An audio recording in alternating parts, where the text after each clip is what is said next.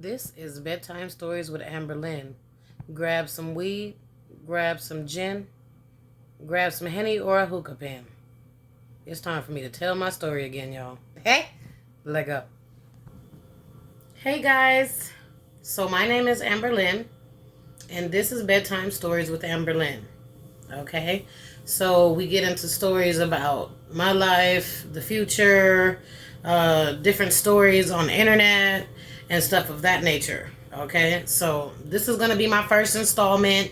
The first time I'm ever really uploading anything to YouTube myself personally. So I hope that you guys like it. So if you do, go ahead and like, comment, subscribe, share it with your friends.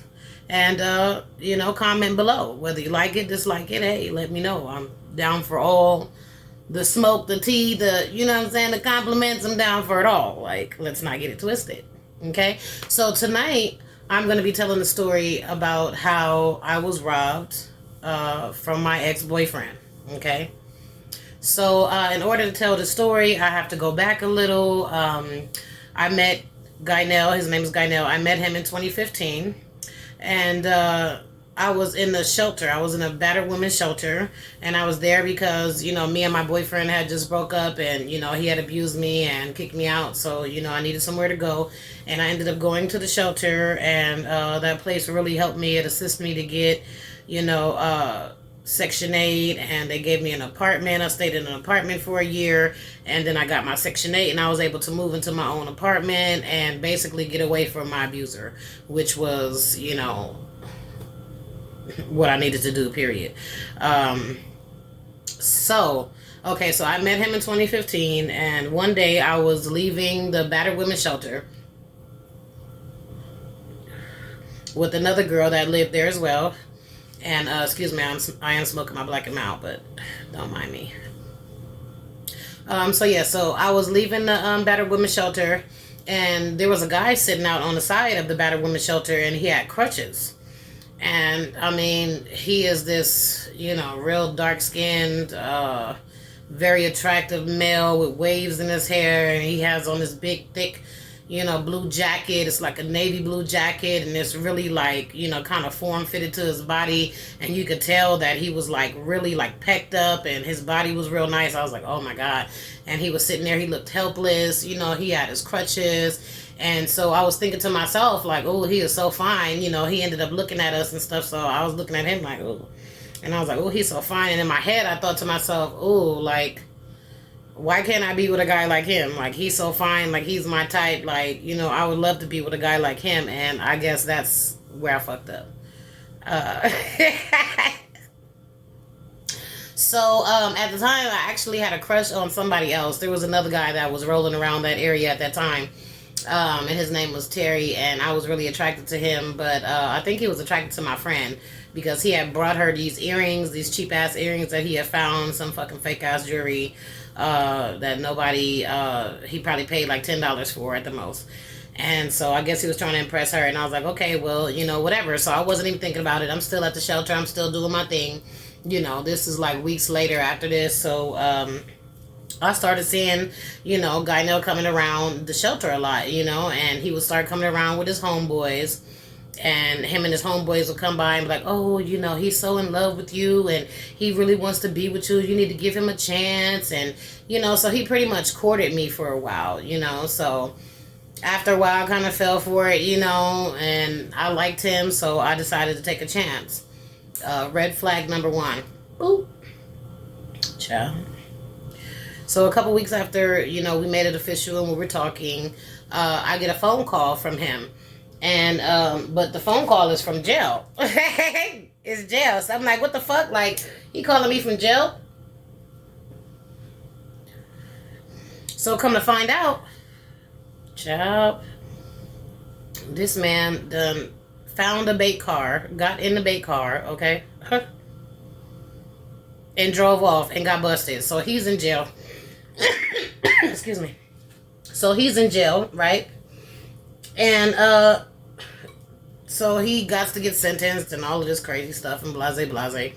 So I didn't know at the time though that he was on crack cocaine. I had no idea that he was actually getting high or anything. So We had just met a couple weeks before, so we hadn't talked about whether he was addicted to drugs or not. I mean, I didn't even know where he was coming from when I would see him, but come to find out, he was coming from a shelter. It's like St. Paul shelter or something like that down the street. So that's where he was staying at the time with all of his friends, which were actually people that lived in the shelter with him, his homeless buddies. Okay, child, I was not paying nobody's attention. Okay, that was my fault. Okay.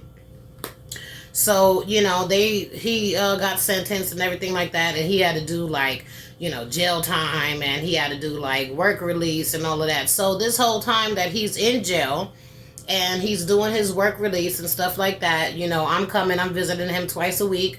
I'm bringing him everything that he needs, from tissue to toothbrushes to toothpaste, socks, wife beaters, drawers. Like, I'm really like, because in the work release, they don't give the prisoners anything. Like, it's up to the family to come down there and make sure that they have everything that they need. So I helped him with that. I helped him fill out applications. Took him to the places where he would go fill out the applications and do interviews. You know what I'm saying? Like, I really looked out for him. He ended up getting a job, which was very nice. He started buying me things and getting my nails and toes done. And, he was really, supportive once he got into the work release, So once he started working, it just kind of started to change a little bit. Like, he started acting funny, and some days he wouldn't, pick up the phone, and I know that he'd be at work.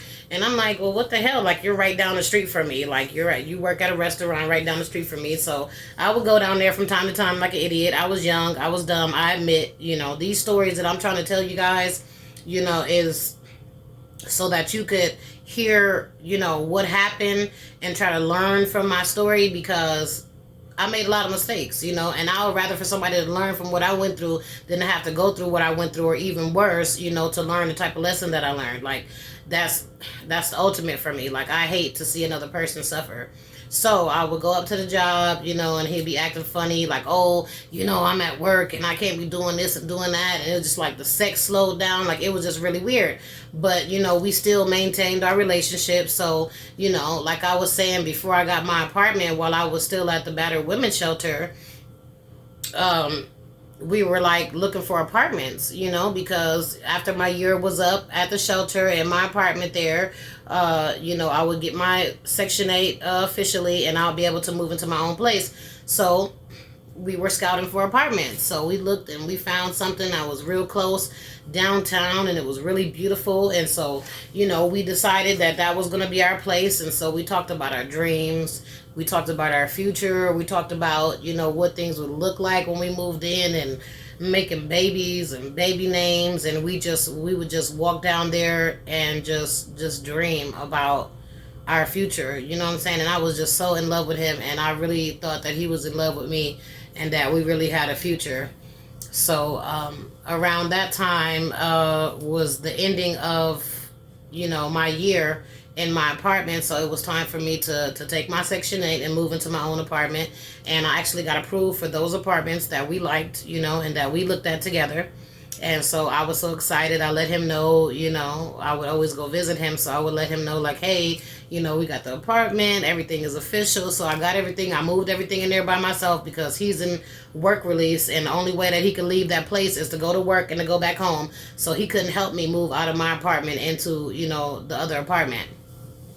So me and my friends, we got all the stuff and moved into the apartment, and I was so excited. And so we were doing the paperwork for him to come and move in with me and everything like that. And they had an issue because I'm on Section 8. So they said that I couldn't move him in there because, he's a felon, and I couldn't have him, move in. So that kind of put a rift into our relationship. And so, I guess things just started just spiraling downhill. So, some days he wouldn't pick up the phone. Some days he wouldn't come by.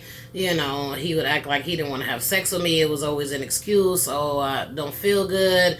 I got a headache. Oh, I think I might have a hernia, in my groin area, and I don't want to. Just, every excuse that you can ever have. So, I didn't know at the time that he was cheating on me. I didn't know what was going on, because he wouldn't answer the phone, and not even smart enough to understand what was happening. You see what I'm saying? Not mature enough to get it. And, Guynell is older than me, so I think he's about 3 years older than me. And at the time, I was like maybe 30, 31, 32. I dealt with him for a couple years, so I think it was like 30, from like 30 to like 33 or something that I kind of dealt with him. So anyways, we kind of fell apart. We kind of broke up after that because he was acting like he didn't really want to deal with me. And, I had moved into my new apartment, and so I was happy over there trying to get everything settled. And, he finally got moved out of the work release, but they put him into a halfway house. Ugh. So they put him in a halfway house, and that's when, all communication basically almost ceased. Like, he wouldn't call me, he wouldn't text me, he wouldn't let me come by, I couldn't visit him there. Like, it was just real ugly. And, whole time he was having a relationship with a girl that was in the same program that he got released to, which is a halfway house. She was on drugs and in jail, and she did the work release and got into that halfway house. So basically, they were in work release together, pretty much probably getting together. And then once they got out, they were, full blown having a relationship. So, so we had kind of like, broke off and everything like that. And I stopped dealing with him, and I was like, no, I'm not, dealing with somebody that's not dealing with me. I don't know. I can't remember how I found out. How did I find out that he was cheating with her? I think I came over there one day, and I was in a cab.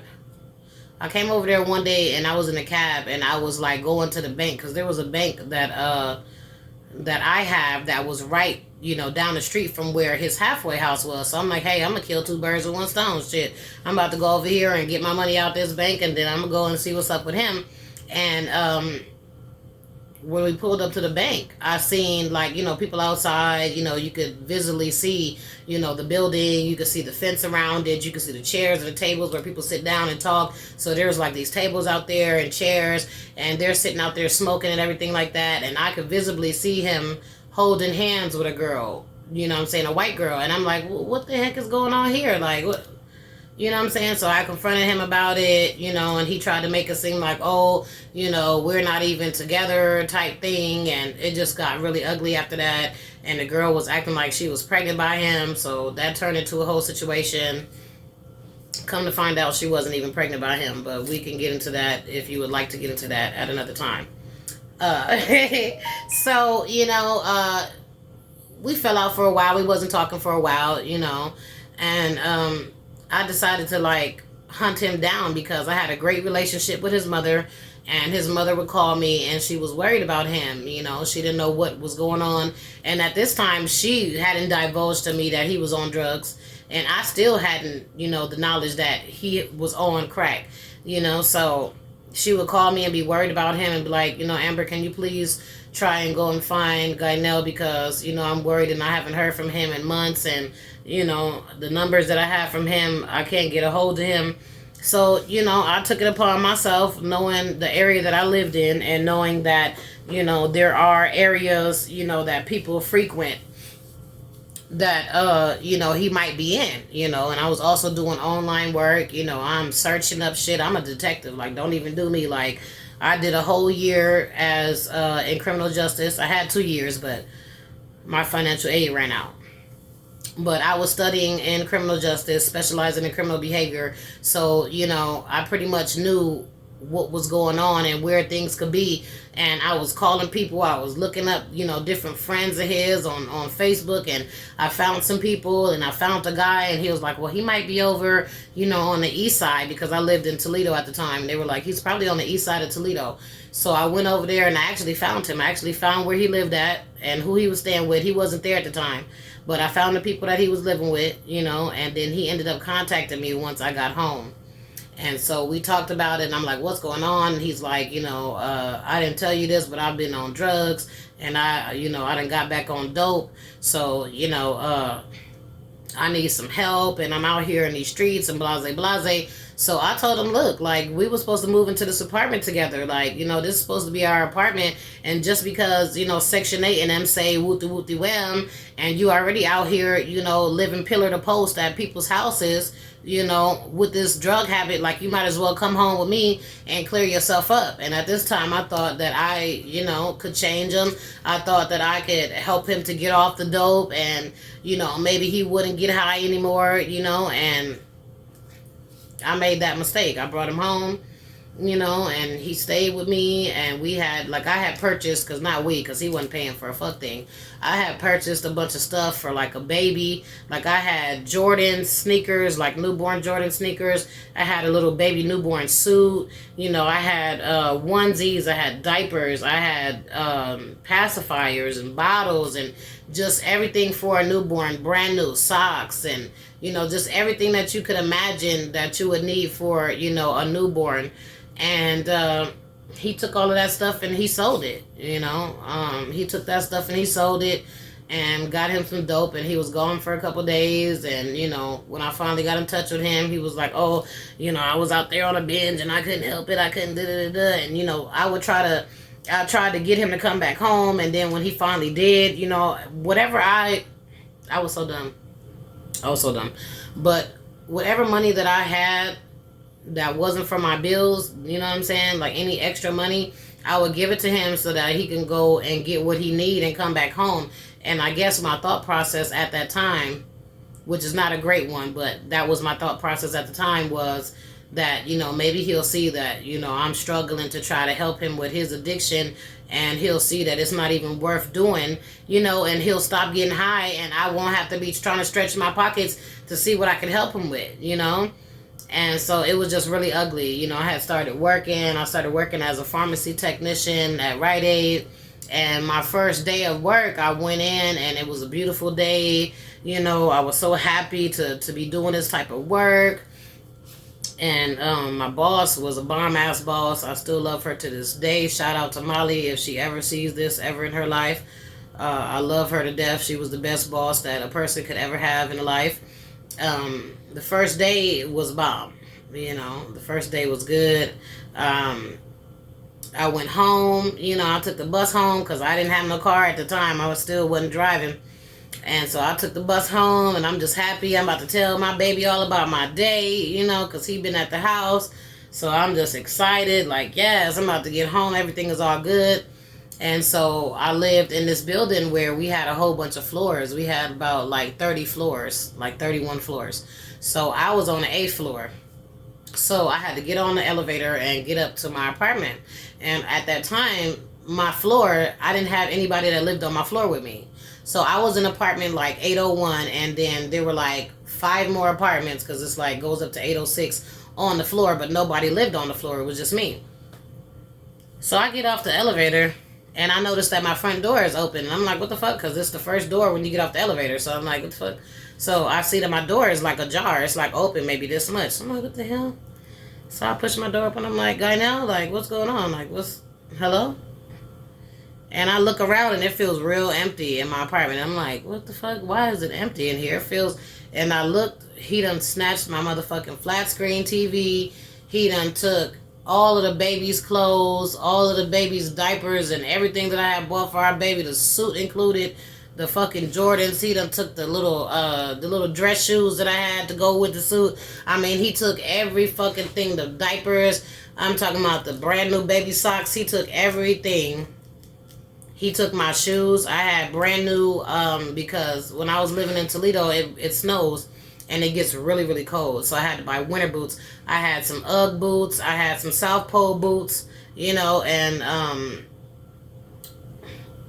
Ugg, South Pole, and something else, another brand of shoe. And they were all winter boots, thick winter boots. He took my shits and sold them too. I had brand new heels that I had bought. He took those and sold those. There was a program that I was going to help me with my with getting a job. What is the name of that program? I forgot the name of the program, but they help you when you're trying to look for a job and stuff like that. They basically help you get a suit. They help you get, whatever you need, shoes and everything. So I had got new shoes through them. Like I had really a lot of stuff, and he took everything that I had in there that was of value that he thought that he could took. He even took, I had an old engagement ring that I had from my ex that he had given me years and years ago.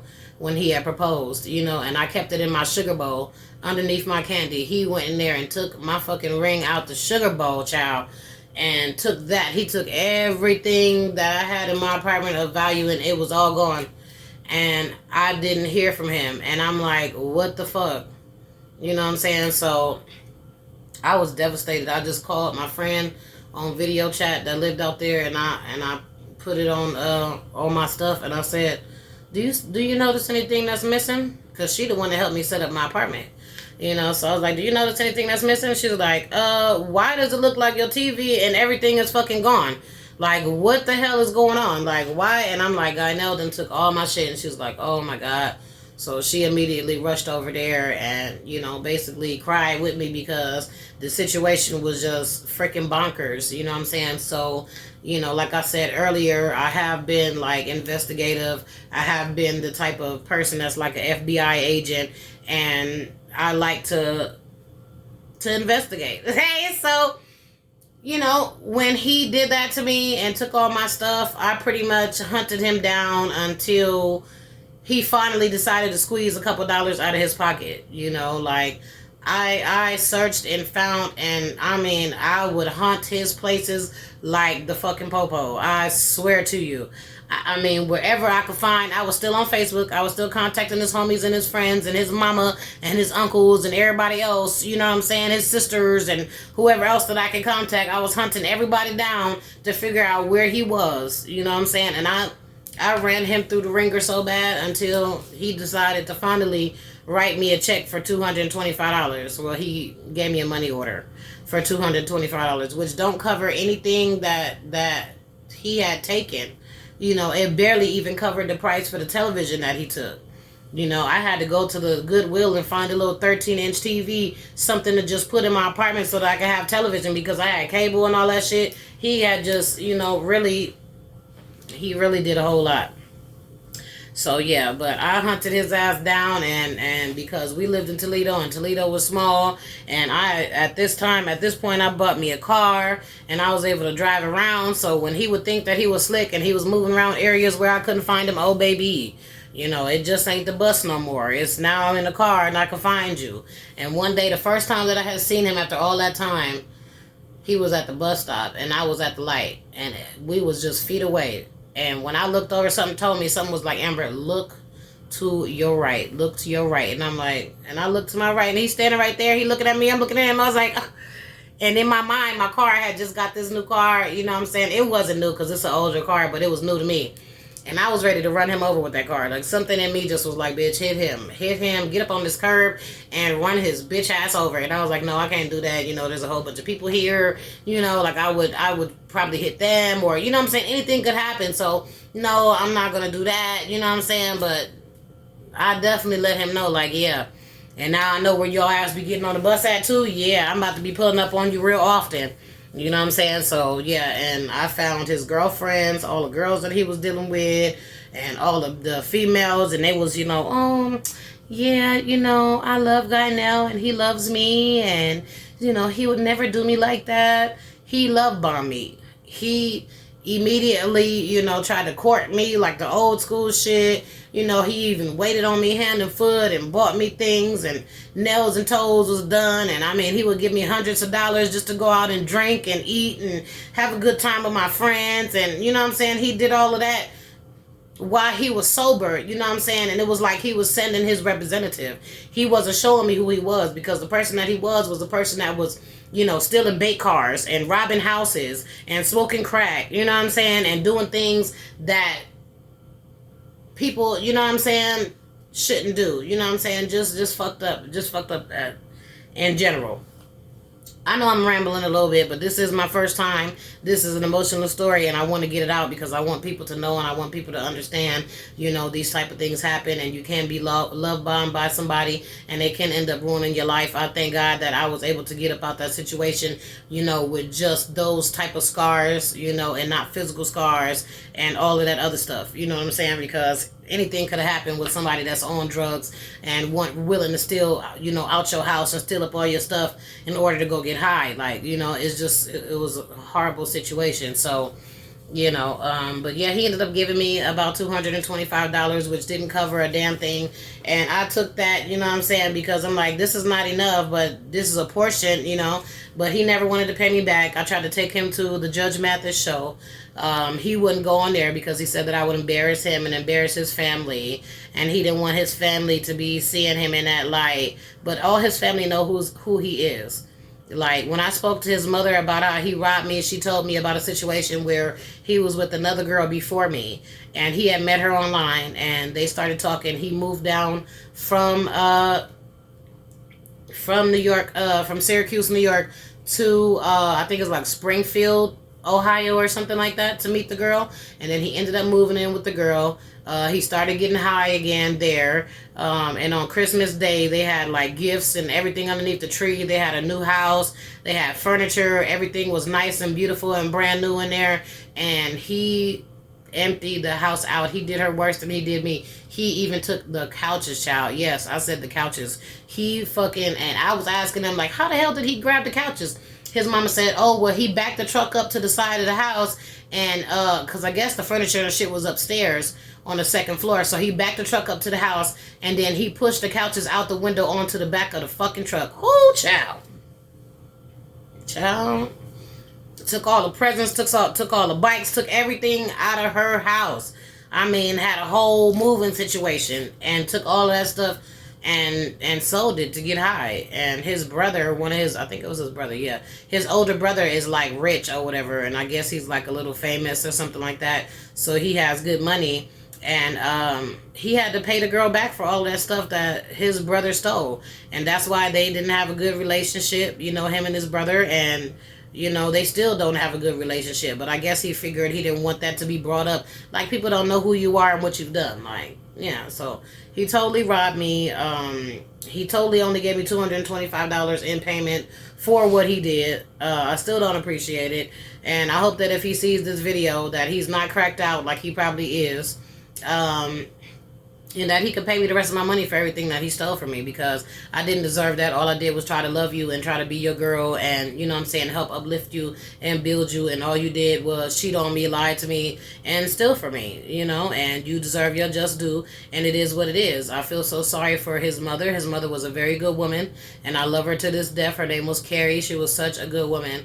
And she was my mother, She told me, I don't care what relationship you have with my son. That don't have nothing to do with me and you. She said, once we started talking and I got to know you, I loved you. You know what I'm saying? Like, that was it, like, from the beginning. And we was on the phone for hours and hours, every time that we would talk. And I loved her. She was like my mom. She was like the type of mother that I wish that I would have had. You know what I'm saying? So I love her. And she ended up getting cancer or whatever. And the second time around, after she had beat cancer, she caught it a second time, and then she ended up passing. So, rest in peace to Carrie. I love her so much, and I'm sorry that your son wasn't a better example of a man, and that he didn't show you better while you was here. And hopefully, in your death and in your passing, that will make him become a better man, and maybe he could be something for somebody else, because he wasn't a darn thing to me and nobody that I've known that he's dealt with before me, around me, or after me. I promise you. Because that was another thing. I did track down all his bitches every time that he dealt with a female after me. It was about 4 females after me that I tracked down, and we was messaging and all of that good stuff. So, yeah, I made his life a little living hell, after that, because it's just like, I don't know when karma's coming at your door, when it's going to come knocking, but I am your karma, because I loved you and I treated you, with respect, and I gave you my whole heart, and you decided to basically, dookie on me. You know what I'm saying? You took everything that I had from me, and, it's so crazy because at work the next day and even days after that, I had to go to work behind him stealing from me and behind him emptying out my apartment. And I cried, even on the job. And my boss was so nice and so sweet and so generous, yo. She just was like, Amber, just go in the back and just, get yourself together. I understand. And then she told me a story about how her man stole $40,000 from her. So it was, and if you guys want to hear that, please put it in the comments below. And I will definitely tell you that story, because when she told me that story, it made me feel a whole lot better. When I say my tears dried up and I was done crying because her situation was so much worse than mine, that's what I'm trying to tell you. That's all I'm trying to convey when I come on here to do this with you guys. I just want you guys to learn from what I done went through, because I don't want you to go through what I went through. If not, you know what I'm saying? Even worse. Like, it's crazy in these streets. So, and sometimes people's stories can help you, to make better decisions and different decisions in your lifetime, because you never know. People are really out here, crazy and mentally disturbed, and willing to harm you in order to get what they want. So y'all be careful out here. I hope you guys like this story. If you did, go ahead and like, comment, subscribe. Definitely put your comments down below and let me know what you think, because I would love to hear from you, and I will definitely be in the comments talking back, because this is all about the people. You know what I'm saying? I hope you really enjoyed this. I hope that you learned a lesson from it. And maybe you could share it with your friends and your family members and whoever else, just so that they can get the story out there and they can know, what to look for, because we have to be aware of these red flags, because it could cost us our life. So, you guys have a good one. Peace out.